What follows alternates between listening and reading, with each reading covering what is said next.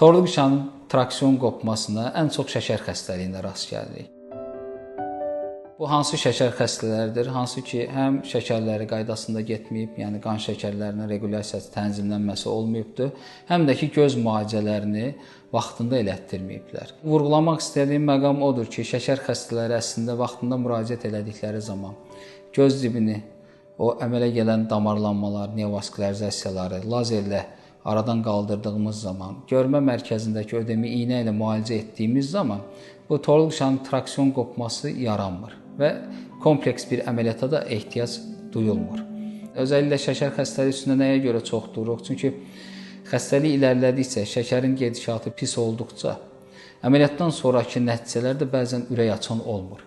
Yəni torluq qıçanın qidalanması pozulan xəstələrdə işemiya deyirik. Hansı ki, biz torluq qıçanın yatışıqlığını təmin eləsək də, əməliyyatla anatomik olaraq torluq qıçanı yerinə yapışdırsaq da, funksionallıq baxımından bu xəstələrdə görmə ürək açan olmaya bilir. Bilirsiniz, şəkər özəlliklə damarları zədələyən bir xəstəlikdir. Göz dibindəki, torluq qıçadakı damarlarda problemlər, torluq qıçanın qidalanmasının pozulmasına, yəni işemiya, hüceyrə etkisinə, bildiyimiz kimi də sinir hüceyrələri özünü yeniləmir.